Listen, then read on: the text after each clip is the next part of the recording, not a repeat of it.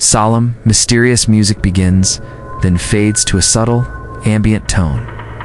Hello everyone, and welcome back to the channel. Today, we're delving into a case that has haunted the Pacific Northwest for over a decade. It's a story that starts with a simple family visit and ends with a chilling, unanswered question mark. This is the disappearance of Hannah Reed. On November 3rd, 2013, 31-year-old Hannah Reed said goodbye to her home in Tacoma, Washington. She was heading to a small, picturesque mountain town called Silver Pines, a 2-hour drive away, to visit her sister. It was a trip she had likely made before, a familiar route through the stunning landscapes of Washington state. But this time, something went terribly wrong. Hannah never arrived. The timeline of that evening is both simple and profoundly disturbing. At 5:42 p.m., Hannah sent a text message to her sister. It read, "Almost there. Just past the bridge." Those 6 words were the last anyone ever heard from her. Just moments after that message was sent, her phone went silent. It stopped pinging cell towers, it stopped receiving calls, it simply vanished from the network. Her sister, waiting in Silver Pines, likely grew more and more concerned as the minutes turned into hours. A 2-hour drive was stretching into 3, then 4. The road to Silver Pines, while scenic, can be treacherous, especially as darkness falls. The next morning, the first official sign of trouble emerged. A highway patrol unit on a routine patrol along Highway 410 spotted a Honda Civic parked at a scenic overlook. It was Hannah's car. The scene they discovered was baffling. The driver's side door was left wide open, as if she had gotten out in a hurry or been interrupted. Inside the car, her purse and keys were still there. This immediately ruled out a simple robbery. The engine was cold, indicating the car had been there for a significant amount of time, likely since the previous evening. But the most unsettling clue was found just outside the car. A single, muddy footprint led away from the open door and pointed directly toward the dense, dark forest that bordered the overlook, and then it just disappeared. There were no other tracks, no sign of a struggle, just one print leading into the wilderness. Where did she go? Why would she leave her car, her purse, her keys, everything, and walk into the woods? Her family was adamant that this was completely out of character. Hannah wasn't a spontaneous adventurer or a risk-taker. Her sister described her to police as meticulous and cautious. She was careful about everything, she said, even drove under the speed limit. This wasn't a person who would wander off into a forest at dusk, especially not on a cold November evening. Speaking of the cold, temperatures in the Silver Pines area dropped below freezing that night. The conditions in the forest would have been perilous for anyone, let alone someone who wasn't prepared for an overnight stay in the wilderness. The investigation began immediately, with search and rescue teams combing the vast expanse of forest surrounding the overlook. They searched for days, then weeks. They used dogs, helicopters, and teams of volunteers on foot. They scoured miles of rugged terrain, looking for any sign of Hannah, piece of clothing, another footprint, anything. But they found nothing. Ow. It was as if the forest had simply swallowed her whole. And then, the case took an even stranger turn. Detectives investigating the scene at the overlook discovered something that sent a chill down everyone's spine. The overlook was equipped with a security camera, which was meant to monitor the parking area for safety. However, when investigators went to retrieve the footage, they found the camera had been physically turned. It was no longer pointing at the parking lot. Instead, it was facing away, aimed directly at the trees where the lone footprint had led. Who turned it? And why? Was it done to conceal an arrival, an abduction, or something else entirely? The camera, which should have held all the answers, provided only more questions. No footage of Hannah's car arriving, no images of her, no sign of anyone else at the scene was ever recovered. It was a digital blind spot, created intentionally.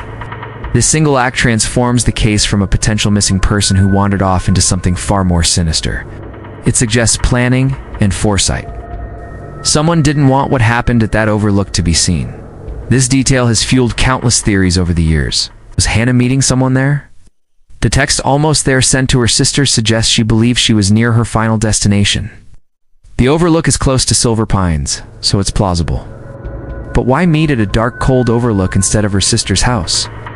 And if she was meeting someone she knew, why would she leave her belongings in the car?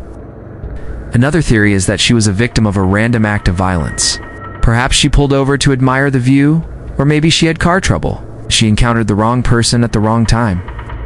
This person might have forced her from her car, turned the camera to cover their tracks, and led her into the woods.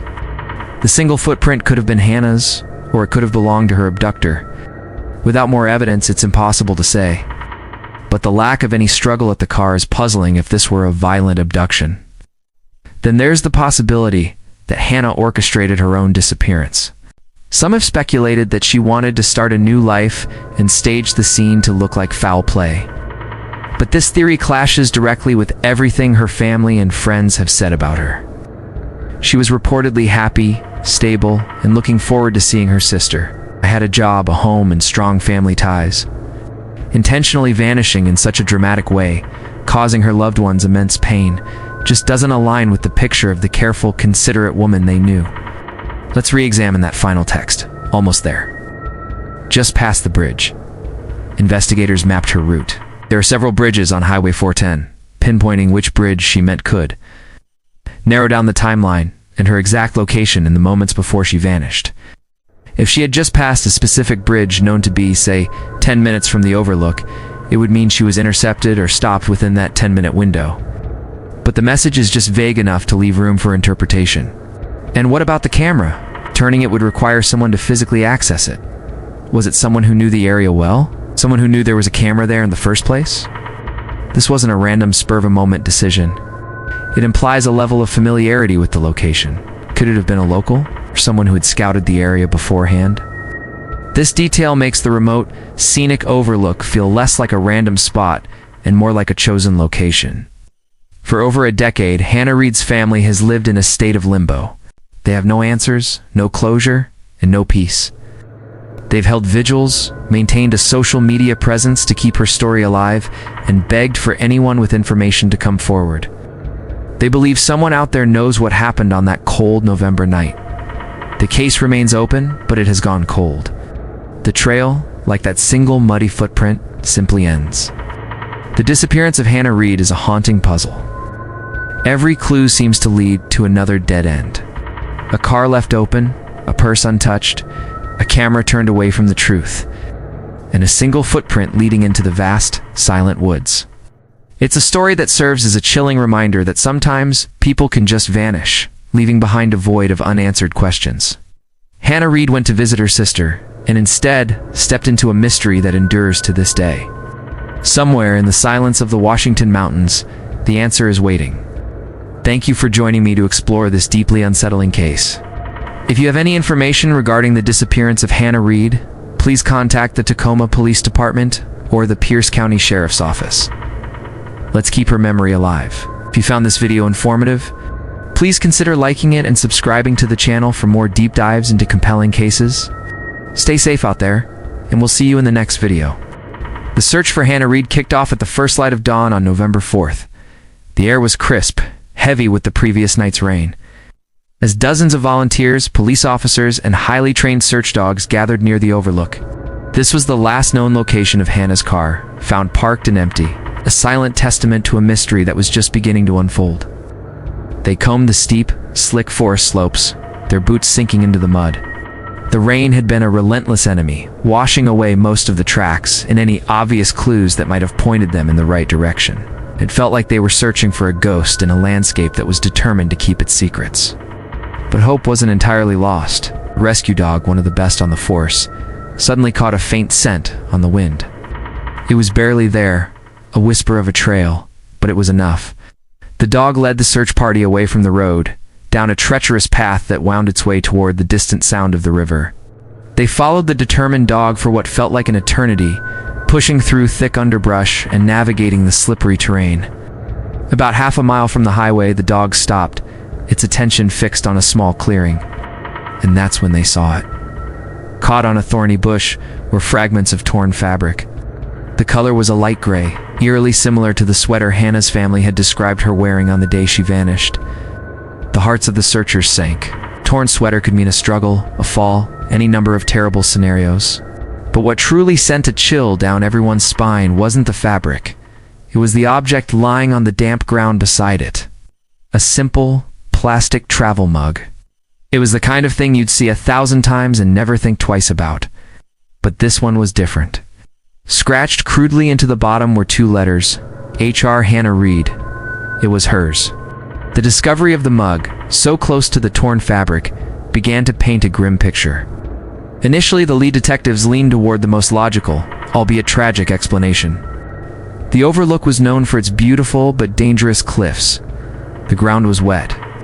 Perhaps Hannah had gone for a walk, slipped in the dark, and tumbled down the embankment. Maybe she'd become disoriented, lost in the dense, unforgiving woods as night fell. It was a plausible theory, one that explained the abandoned car, the torn clothing, and the mug dropped in a rush. The search was refocused, concentrating on the ravines and gullies below, hoping to find her injured, but alive.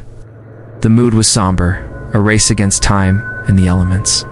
They were treating it as a rescue mission, a case of a hiker lost in the wilderness. But just as this theory began to solidify, a new piece of information emerged, something that would pivot the entire investigation in a terrifying new direction. A hiker came forward. He was a local man, someone who knew these trails like the back of his hand. He told the police that he had been near the overlook on the very evening Hannah disappeared. As dusk settled over the valley, he noticed something odd. Parked just behind the main overlook area, tucked away in the shadows, was a silver pickup truck. Its headlights were off, the engine silent. It seemed out of place, almost like it was trying not to be seen. Curiosity got the better of him, and as he got a little closer, he saw a man sitting alone in the driver's seat. He was just a silhouette, but the hiker could make out the faint orange glow of a cigarette as he smoked, staring intently out toward the forest where Hannah's trail would later be found. The hiker felt a prickle of unease. He called out a friendly hello, but the reaction was anything but. The man in the truck jolted, immediately started the engine, and peeled away without a word, heading down the mountain toward the small town of Silver Pines. This new testimony changed everything. The police now had a potential witness, or worse, a suspect. They ran the description of the man in the silver pickup truck through every database they had. They cross-referenced it with locals, with known offenders, with anyone who might have a reason to be parked at a remote overlook after dark. But nothing came up. No one in the area matched that vague description, and more importantly, no truck like that belonged to Hannah's family or her circle of friends. It was a ghost vehicle, driven by a phantom. The lead felt like a dead end, a frustratingly incomplete puzzle piece. It is until investigators re-interviewed Hannah's sister. They went over her last conversation with Hannah word for word, desperate for any detail they might have missed, and that's when they found it. A chilling, almost prophetic warning delivered in a casual sisterly phone call. Hannah's sister recalled the end of their last conversation. Hannah had been excited about her drive, about seeing the fall colors from the overlook. Her sister, half joking, had added a strange piece of local lore. "Hey, be careful up there," she'd said. "If you see a silver truck on that road, don't stop. People say weird things happen there at night." At the time, it had sounded like a silly rumor, the kind of ghost story small towns are famous for.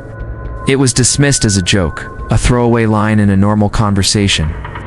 But now, in the stark light of Hannah's disappearance and the hiker's testimony, the words took on a horrifying significance. The silver truck wasn't just a random detail. It was a known threat, a local legend that had just crossed over into a terrifying reality. The investigation was no longer about a simple accident in the woods. It was now a hunt for a man in a silver pickup truck, and the question that haunted everyone was no longer just where is Hannah, but what did he do to her? The forest held its secrets tight, but the police were determined to make it talk. The case file on Hannah Reed grew thicker by the day. The detail about the silver truck became the central focus. Police set up roadblocks on the mountain pass, questioning every driver of a similar vehicle. They released a composite sketch based on the hiker's limited description: a man of medium build, with a face obscured by shadow and a baseball cap. The local news ran the story on a loop, and Hannah's face, smiling in a recent photo, was everywhere. The community of Silver Pines was gripped by fear. Overlook, once a favorite spot for young couples, and tourists, was now cordoned off with yellow tape, a grim landmark. The legend of the silver truck, once a whisper, was now a shout. People who had previously dismissed it as folklore came forward with their own stories, a friend of a friend who was followed. a strange feeling of being watched, an unsettling encounter on that lonely stretch of road. The stories were all anecdotal, impossible to verify, but they painted a disturbing pattern of predatory behavior centered on that exact location. Detectives delved deeper into the local lore. They discovered the silver truck stories went back years, almost a decade. It was always the same: a lone driver, a silent truck, a feeling of menace. It was the town's boogeyman. Had this phantom figure finally escalated from merely scaring people to something far worse? They re-examined Hannah's life, searching for any connection, no matter how remote, to this mysterious man. Was it a stranger, or someone hiding in plain sight? They looked at her ex-boyfriends, her colleagues, her online acquaintances. But Hannah was universally described as sweet, kind, and without any known enemies. She wasn't involved in any risky behavior. She was a planner, a responsible young woman who was excited about her future. The randomness of it all was the most terrifying part. It suggested she was simply in the wrong place at the wrong time, her path crossing with a predator who had been waiting patiently for an opportunity. The search for Hannah continued, but with every passing day, the hope of finding her alive dwindled, replaced by a desperate need for answers and for justice. The man in the silver truck was out there somewhere, and the entire town, along with a growing team of investigators, was now hunting him. The question wasn't if they would find him, but what they would find when they did. Thank you so much for joining me for this deep dive into the disappearance of Hannah Reed. It's cases like these that remind us to always stay vigilant. If you found this story compelling, please hit that like button and subscribe to the channel for more content. Don't forget to click the notification bell so you never miss an update. Stay safe out there, and I'll see you in the next video. 3 days after Hannah vanished, the case landed on the desk of Detective Evelyn Porter from the Pierce County Sheriff's Office. By this point, the media frenzy had already started, christening the case the Silver Pines Mystery. The local news channels were running Hannah's photo on a loop, and a sense of unease was settling over the small community. For Detective Porter, the clock was ticking, and every second mattered. The single most promising lead came from that hiker who spotted the silver pickup truck near Hannah S.'s abandoned car. It was a flimsy thread, but it was the only one they had. Porter immediately dispatched her team to pull surveillance footage from every gas station, convenience store, and business along Highway 410. They sifted through hours of grainy video, their eyes peeled for a silver truck. And then, they found it. At 5:33 p.m., just a few minutes before Hannah's last text message pinged her friend's phone, a silver pickup truck rolled past a gas station camera. The make and model looked right. TID matched the hiker's description. It's likely a 2006 Ford F-150. A surge of adrenaline hit the task force. This was it. This was the truck. But their excitement quickly deflated. The license plate was a blurry, unreadable mess of pixels. It was a dead end. Or was it? Porter wasn't one to give up easily. If they couldn't read the plate, they'd have to do it the hard way. She ordered a search of the DMV database for every registered silver Ford F-150 in Pierce County and the surrounding areas. The list was long, depressingly so. But as she cross-referenced the names with local addresses, one entry made her pause. The name was Aaron Lowell, a 39-year-old construction foreman, and he lived just on the outskirts of Silver Pines, not far from the trail. Porter felt a familiar cold knot form in her stomach. This was more than a coincidence. A quick background check revealed a minor criminal recorder, a few charges for trespassing and disorderly conduct years ago. Nothing violent, nothing that screamed kidnapper, but it was a red flag nonetheless. Detective Porter and her partner drove to Lowell's property the next morning. It was a modest, slightly run-down house with a large yard cluttered with construction equipment and old tires. Aaron Lowell himself came to the door, a burly man with wary eyes. He seemed calm, almost bored, as he answered their questions. He claimed he was at home all night on the day Hannah disappeared, watching TV. He said he hadn't gone anywhere. He was cooperative, but his story felt a little too rehearsed. The real breakthrough came when they spoke to his girlfriend. She came down to the station later that day, visibly nervous. When asked about Aaron's whereabouts, she hesitated. Her story didn't match his. She told the detectives that she hadn't seen Aaron at all that evening. In fact, he didn't come home until well after midnight, looking tired and agitated. He'd told her he was working late, but she knew his crew had the day off. With that conflicting alibi, Porter got the search warrant she needed. Her team descended on Aaron Lowell's property, a full-scale forensic search. They combed through his house, his yard, and his silver Ford F-150. For hours, they found nothing. The truck was clean. It felt like they were chasing a ghost. But then, in a dusty corner of his open-air shed, a detective found it. It was a large canvas tarp, bundled up and tossed aside. It was heavy, and when they unrolled it, they found patches of fresh, dark mud and damp leaves clinging to the inside. And there, caught on the rough edge of the canvas, was a tiny, almost invisible clue. A single torn piece of gray fabric. Porter bagged it herself. Back at the lab, the technicians worked quickly. They compared the fiber to the clothes Hannah was last seen wearing. The results came back a few hours later. It was a perfect match. The fiber was from the exact brand and style of the gray sweater Hannah Reed had been wearing when she disappeared. The entire investigative team felt a chill. They had him.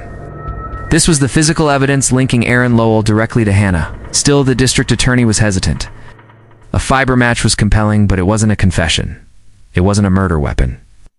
And most importantly, they still didn't have a body. Without Hannah, they couldn't prove a crime had even been committed beyond a potential abduction. It was a frustrating, agonizing position to be in. They were so close, yet an arrest felt miles away. Lowell remained a free man, and the clock kept ticking. Detective Porter couldn't sleep. She spent her nights at the office, going over every piece of evidence, every statement, every timeline, searching for the one detail everyone had missed. She pulled up the forensics report on Hannah's phone again. But it had been found in the car, its battery dead. But the tech team had managed to pull the data logs from the carrier, and that's when she saw it. An anomaly. A single line of data that made no sense. At 6:08 p.m., more than 20 minutes after Hannah's car was found and she stopped responding to text, her phone had briefly connected to the internet. The connection was logged by her work email server, a routine automatic sync. Porter's heart pounded in her chest. A dead phone can't connect to the internet. This meant the phone wasn't dead at 6:08, someone had it.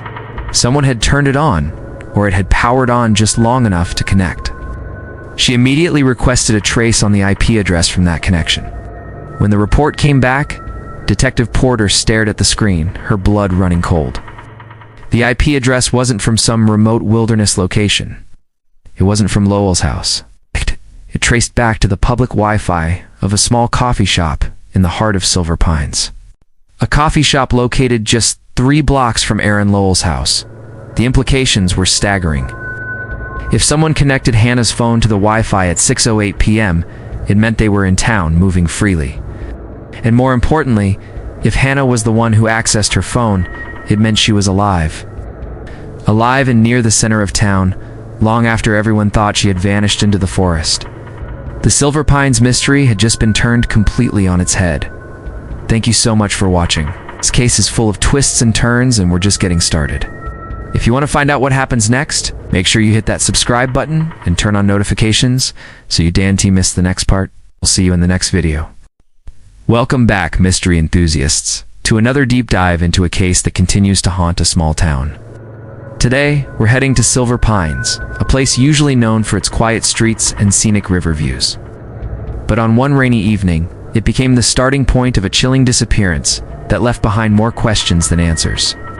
Let's piece together the last known moments of Hannah, a young woman who vanished, leaving only a cryptic message.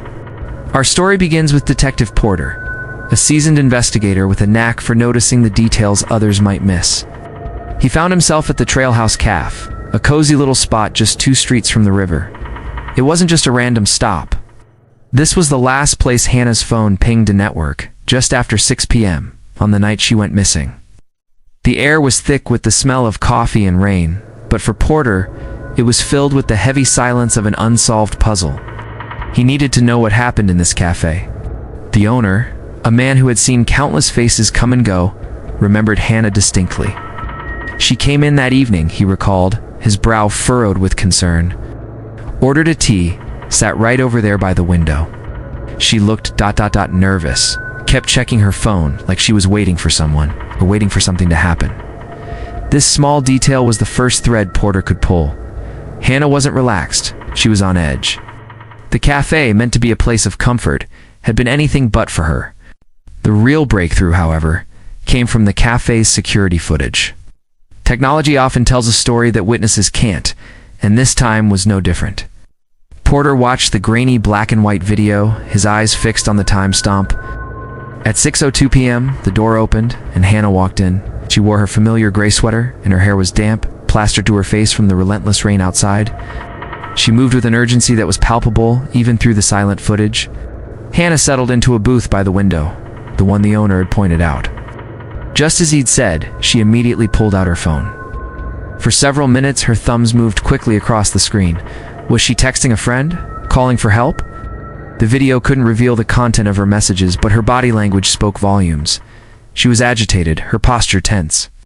Then, something outside caught her attention. Her head snapped up, her gaze fixed on the street beyond the rain-streaked glass. The camera, positioned just right, captured the view outside the window. Silver pickup truck, its headlights cutting through the dim evening light, slowed to a stop directly in front of the cafe. It just sat there, idling. Back inside, Hannah froze. The footage showed her staring at the truck, her face a mask of what looked like pure fear. It was a look that sent a shiver down Detective Porter's spine. Whoever was in that truck was the reason for her anxiety. What happened next was a flurry of motion. Hannah stood up abruptly, leaving her cup of tea half full on the table. She didn't even grab her jacket. She just moved, heading for the exit with a single-minded purpose. She passed the counter. The camera caught a subtle, almost imperceptible movement. She let a small, folded piece of paper slip from her hand, letting it flutter to the floor. It's a deliberate act, but so quick that no one in the bustling cafe seemed to notice. Then, she was out the door and gone. That small piece of paper, a discarded receipt, went unnoticed for days, swept into a corner, just another piece of trash, until the cafe staff, now aware of the missing person investigation, found it during a deep clean. They immediately turned it over to the police. Back at the evidence lab, under the harsh, sterile lights, Detective Porter carefully unfolded the creased paper. Hannah's handwriting, scrawled in blue ink, was shaky but clear. 3 words that turned the case on its head. He followed me. The message was a chilling confirmation of Porter's fears. Hannah knew she was in danger. The man in the silver pickup wasn't a friend. He was a threat. The timestamp on her phone's last data signal corroborated the timeline perfectly. It was 6:08 p.m., the exact minute she walked out of the Trailhouse Cafe. After that, her digital footprint vanished. No more calls, no more texts, no more location pings. It was as if she had ceased to exist. All that remained was her haunting message and the ghost of her presence in that cafe. The investigation immediately zeroed in on the owner of a silver pickup truck known to police, Aaron Lowell. His name had come up before in connection to other minor incidents, but nothing like this. That same night, as the rain finally began to subside, police teams fanned out into the wooded area behind the cafe near an old, disused logging trail. It was dark, muddy, and difficult terrain, but they had to search. And there, in the soft earth, they found them. Tire tracks. The forensic team went to work measuring the width and analyzing the tread pattern. It was a match. Tracks belonged to a truck with the same specifications as Aaron Lowell's. He had been there, had driven his truck down that isolated trail on the very night Hannah disappeared. The pieces were falling into place, but the most crucial evidence was missing. The relentless rain, which had been a backdrop to Hannah's last moments, had become the investigation's biggest enemy. It had washed away almost everything else. Any potential footprints, any struggle, any scrap of clothing, all gone, erased by the downpour. They had Lowell's tire tracks at the scene, Hannah's notes saying she was being followed, and the video of his truck outside the cafe. But they didn't have Hannah. The search for Hannah continued for weeks, then months. Volunteers from Silver Pines and neighboring towns combed every inch of the woods, every bank of the river. The community held vigils, their candles flickering in the dark, a symbol of hope against a growing sense of despair. Aaron Lowell was brought in for questioning multiple times. He was stoic, uncooperative, and denied everything. Without a body or a direct confession, the district attorney's hands were tied. There wasn't enough evidence to press charges. The case grew cold. Detective Porter officially retired a few years later, but the mystery of Hannah never left him. He kept the case file, going over the details late at night, tormented by the image of her face on that security footage and the 3 words she left behind. The silver pickup truck, the tire tracks, the half-full cup of tea all painted a picture, but the final, crucial piece was missing. To this day, Hannah has never been found. So Trailhouse Cafe still stands, though under new ownership. The window where she sat still looks out onto the street. For the people of Silver Pines, the story is a cautionary tale, a dark shadow that lingers over their peaceful town. What happened after Hannah walked out of that cafe at Lut and Limbafen p.m.? Did Aaron Lowell force her into his truck?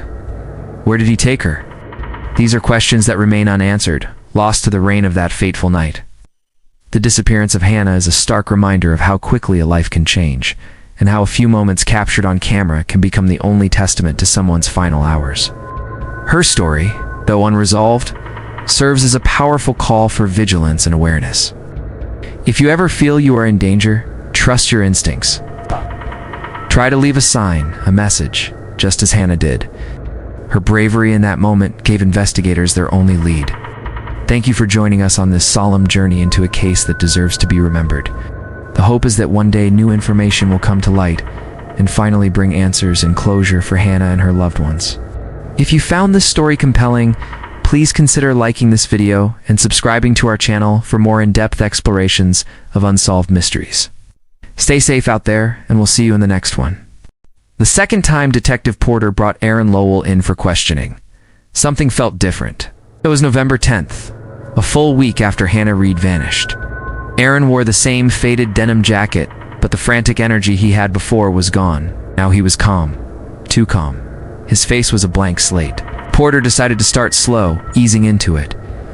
She leaned forward, her voice gentle but firm. "Aaron, you told us you were home all evening on November 3rd. Is that still your story?"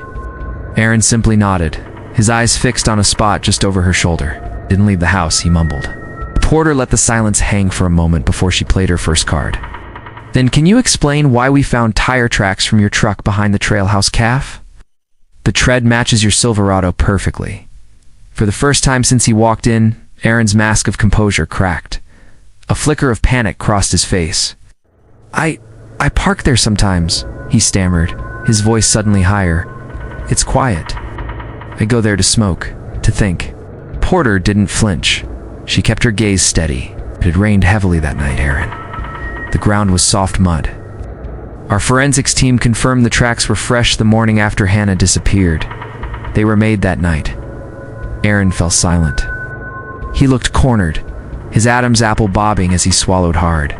He had no answer. Porter knew it was time. She reached into a manila folder and slid a glossy photograph across the polished table. It was a still frame from the cafe's security camera, taken just after 10 p.m. on November 3rd. The image was grainy, but the details were damning. Aaron's silver truck was parked in the shadows behind the building, its headlights dark. But what made the photo so chilling was the small figure visible through the cafe's brightly lit window. It was Hannah Reed, and she was staring directly at the truck, her face a mask of what looked like pure terror. Aaron's eyes locked onto the photograph. He stared at it for a long, agonizing minute. The reflection of the fluorescent lights glinted off the photo surface, illuminating the fear on Hannah's face. When he finally spoke, his voice was a barely audible whisper. "I just wanted to talk to her." Porter leaned in closer, her voice soft. "Talk to her about what, Aaron?" "She was scared of me," he whispered, his gaze dropping to his hands, which were now trembling on the table. "For no reason. I just wanted to explain." "Why was she scared of you?" Porter pressed, sensing she was on the verge of a breakthrough. This was the moment. He shook his head, refusing to look up. "She thought I was someone else," he mumbled, his voice thick with a strange mix of frustration and despair. "Someone who used to follow her." The room fell completely silent. The hum of the ventilation system seemed to roar in the quiet. This wasn't what Porter had expected. It wasn't a confession, not in the way she anticipated. It was a deflection, a bizarre twist she hadn't seen coming. Someone else? Porter's mind raced. Could he be lying? A desperate attempt to shift blame? Or was there something more to this? She decided to pull on that thread. Later that day, back in her office, she ran a new background check on Hannah Reed. This time, searching for any past reports of stalking or harassment, and that's when she found it. A digital breadcrumb that changed everything. A year before she moved to this quiet town, back when she lived in Tacoma, Hannah had filed for a restraining order. The name on the order sent a chill down Porter's spine. Derek Miles. An ex-boyfriend with a history of possessive behavior, the name Derek Miles rang a bell. Porter frantically searched her old notes from Aaron Lowell's initial interviews, and there it was, buried in the details of his life. Derek Miles had worked on Aaron's construction crew for 6 months, right before he was fired for being unreliable. Suddenly, the pieces of the puzzle began to violently shift, rearranging themselves into a new, terrifying picture. Men, 2 nearly identical Silverado trucks, both driving the same lonely roads around their small town. And Hannah, caught in the middle. Detective Porter stared at the 2 files on her desk on Lowell and Derek Miles. She had been so sure, so focused on Aaron. The tire tracks, his obsession with Hannah, his lies, it all pointed to him. But what if she'd been staring at the wrong man all along? What if Hannah, sitting in that cafe, wasn't looking at Aaron's truck in fear? What if she was looking at a different silver truck, driven by the ghost from her past? For the first time in the investigation, Detective Porter felt a cold dread creep over her. The real predator might still be out there, watching, waiting, and she had just wasted a precious week. The hunt wasn't over, it had just begun. Thank you so much for watching. This case is a chilling reminder of how easily things can be missed and how one small detail can change everything. What do you think happened? Let me know in the comments below. And if you're fascinated by true crime and complex investigations like this, please hit that subscribe button and turn on notifications so you don't miss our next story. Stay safe out there. Something just wasn't right. For Detective Porter, the case of Hannah Reed's disappearance felt like a puzzle with all the wrong pieces. The official suspect, Aaron Lowell, just didn't fit. The timeline was flimsy, but more than that, it was the chilling fear in Hannah's final text messages. The words screamed of a terror that was familiar, a ghost from her past, not a new acquaintance. Porter knew she was missing something. She dug deeper, past the easy answers, and into the cold, hard files of Hannah's life, and that's where she found it. A single piece of paper from 2012 that changed everything, a restraining order. The name on it wasn't Aaron Lowell. It was Derek Miles, Hannah's ex-boyfriend. The court documents painted a disturbing picture. After their breakup, Derek hadn't just moved on. He'd become an obsession. He'd followed her, called her relentlessly from blocked numbers, his voice a disembodied threat on the other end of the line. He even showed up at her job, a silent, menacing presence in the background of her life. The fear Hannah felt wasn't new. It had been stalking her for years. When Porter looked into Derek's current whereabouts, a cold dread settled in her stomach. He'd moved to a small, isolated cabin near a place called Silver Pines, a location that was only 10 miles from the winding mountain road where Hannah's car had been found abandoned. The coincidence was too stark to ignore. A warrant was issued immediately. As detectives approached Derek's cabin, the air grew heavy, thick with unspoken secrets. The place was remote, surrounded by dense forest that seemed to swallow all sound. Inside it was sparse, almost unnervingly clean, except for one corner of the small living area. There, on a dusty shelf, sat a simple wooden box. When the lid was lifted, the true horror of Derek's obsession was laid bare. The box was filled with photographs of Hannah, dozens of them. But these weren't cherished memories from their time together. These were stolen moments, captured from a distance with a telephoto lens. Hannah in a grocery store parking lot, loading bags into her car, oblivious. Hannah at a gas station, her face illuminated by the fluorescent lights.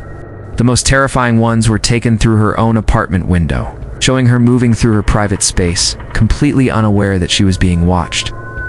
She was a specimen under his microscope.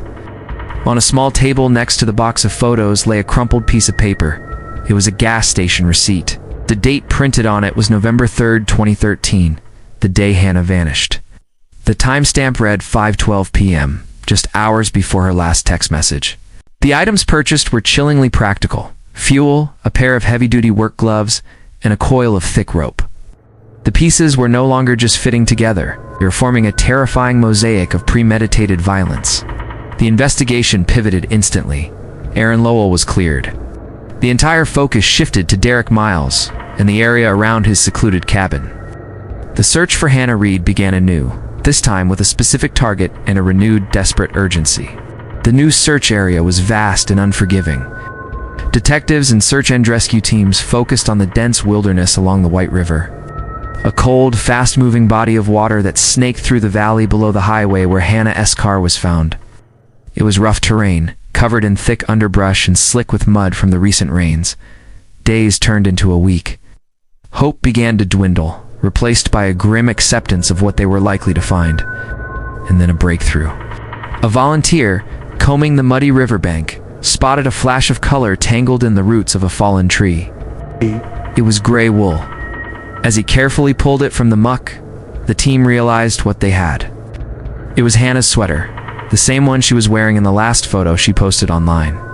Entangled within its threads, miraculously preserved, was her cell phone. The phone was heavily water damaged, a silent witness submerged in the cold river. It seemed like another dead end. But the forensics team at the crime lab were miracle workers. They painstakingly disassembled the device, carefully drying and treating each component. They couldn't recover the internal memory, but they managed to salvage the tiny SD card. After days of work, they extracted one final, fragmented piece of data. It was a single photograph. The image was blurry, distorted by motion, and the rain that was clearly lashing against the windshield of a car. It showed a dark, wet road at dusk. It was the kind of photo you take without thinking, a fleeting moment captured by accident. But it wasn't the road that made every detective in the room hold their breath. It was the reflection in the glass of the windshield, a faint, ghostly image of the driver's profile, illuminated by the dashboard lights. The face was gaunt, the expression unreadable, but one thing was certain. It wasn't Aaron Lowell. It was the face of Derek Miles. The evidence was now overwhelming. An arrest warrant for Derek Miles on charges of kidnapping and murder was being prepared. But before they could execute it, the case took another dark turn. A call came in from the sheriff's department in the county where Derek's cabin was located. A neighbor had reported not seeing any activity at the cabin for several days. When deputies performed a welfare check, they found Derek Miles deceased inside. The cause of death was a massive overdose. He had taken his own life. On the table next to his body, there was no lengthy confession, no detailed explanation of what happened that rainy November night. Just a small, folded piece of paper with a few short, scrawled words. Final, haunting message. It read, "She was scared. I didn't mean to hurt her." With the prime suspect and sole witness gone, the case hit a permanent wall. Derek took the full story of Hannah's final moments with him to the grave. Despite one of the most extensive search operations in the state's history, Hannah Reed's body was never found. The river, the forest, the mountains, they kept her secret. Officially, her case was closed and reclassified. The final entry reads, "Homicide no recovery." It's a sterile administrative term for a tragedy that left an unfillable void. For the world, the case is a closed file, a cold statistic. But for Detective Porter, it's a wound that never heals. Every year, when November rolls around and the air turns crisp and cold, she finds herself driving that same lonely mountain road. She pulls over at the scenic overlook, the same spot where Hannah's car was found. She gets out, leans against the guardrail, and watches the thick fog drift over the river below, shrouding the valley in a blanket of gray. And in the quiet solitude, she whispers the last words Hannah ever sent, a final, heartbreaking message sent out into the void. Almost there, just past the bridge. The story of Hannah Reed is a powerful reminder of the hidden dangers that can lurk in the shadows of past relationships, and the lingering pain that follows when a life is taken and answers are never found. If you found this story compelling, please consider liking this video and subscribing to our channel for more deep dives into cases that deserve to be remembered. Thank you for watching.